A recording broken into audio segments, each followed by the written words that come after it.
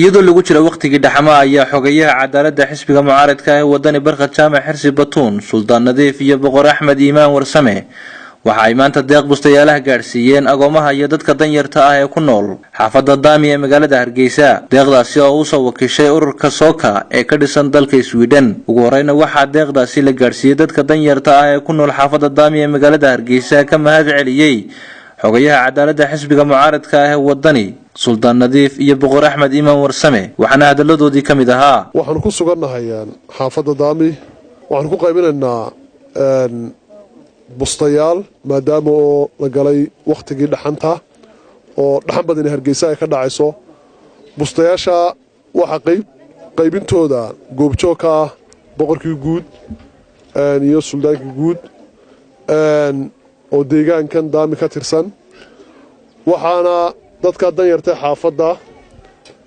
agoomaha xaafadda Daami ugu soo deeqay bustayaasha waqtiga dhaxanta ururka Sooka oo dalka Sweden ka dhisan oo uu hormood ka yahay Dr. Kamaal Daahir Cashuur oo deeqdaas noo soo wakiishay. Ilaahay baan ugu mahadnaqaynaa in deeqdii gaadhay. qoys kasta wuxuu helay buste 2 nafar ah oo nooci fiicnaaya wada koto qoys marka ilaahay waxaan uga baryaynaa miisaanka xasanaadka inuu ilaahay u saaro. hay'adan aad iyo aad baan u mahadnaqaynaa dadkayadii danyarta ahayd u soo maanta dhaxanta jirta ta soo caawisay ee bustayaasha laba farqaadka u teentay u soo iibisay aad iyo aad baan u mahad celiyaa xaafadda Daami. waxa weeyaan waxaan jeclahay had iyo dooraale qurbajoodu inuu sidaa iyo si lamid ah u soo caawiyo beeshooda dabooye meelay joogaanba. ilaah baa mahad iska leh. mar labaadna waxaan u mahad celinaynaa Dr. Kamaal iyo marwadiisa iyo hay'adan maogtahay ugu soo deeqday maadaama waqtigii dhaxanta aynu galnay dadkan danyarta iyo agoomahan bustayaasha ay kaga bixi lahaayeen dhaxamaha. ilaahay waxaan ka barayno miisaanka xasanaadka u saaro.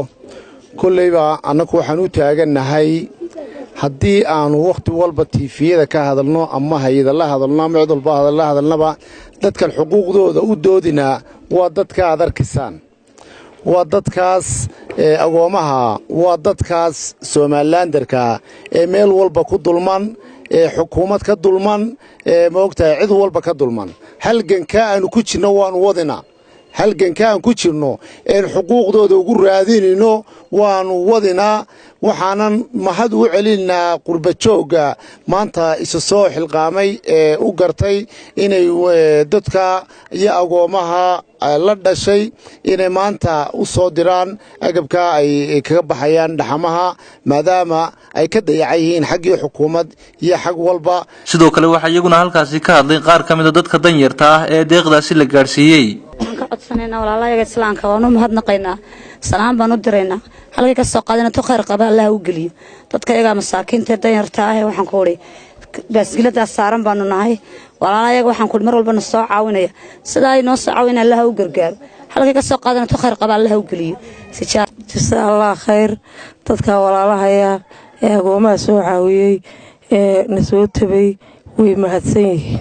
Khalid Cismaan Ibrahim Honkibel TV magaalada Hargeysa.